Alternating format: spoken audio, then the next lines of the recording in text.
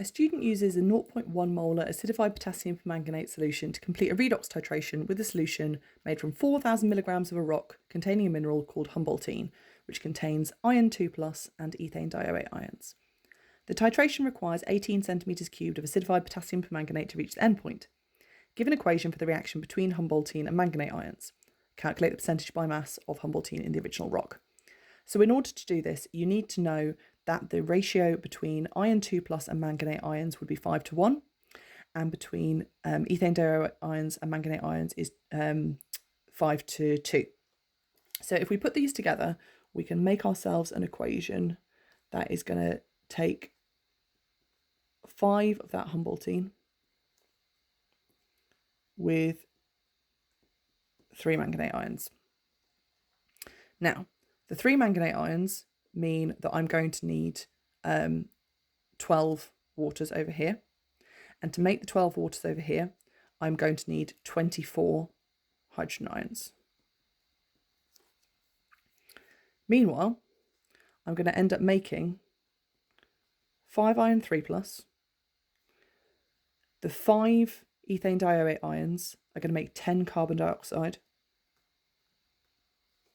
And I'm also going to produce 10 water molecules to add to the 12 I already mentioned. So that's going to give me 22 water molecules.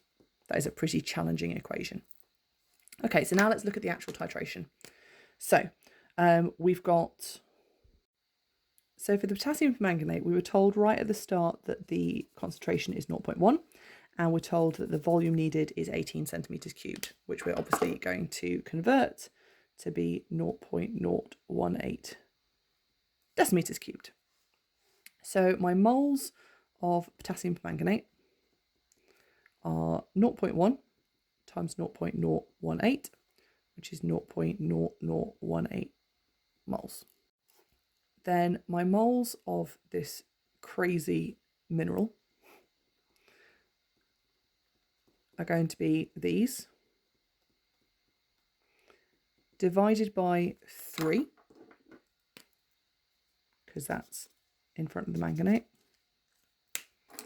and then times by 5,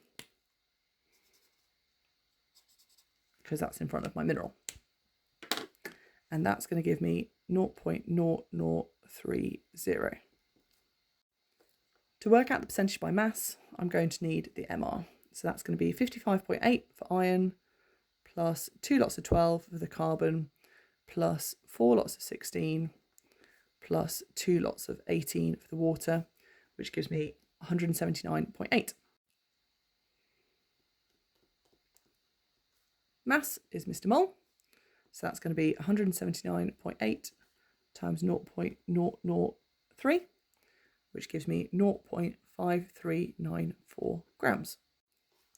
So then percentage purity is 0.5394 divided by the 4 grams that we started with times by 100, which gives 13.5%.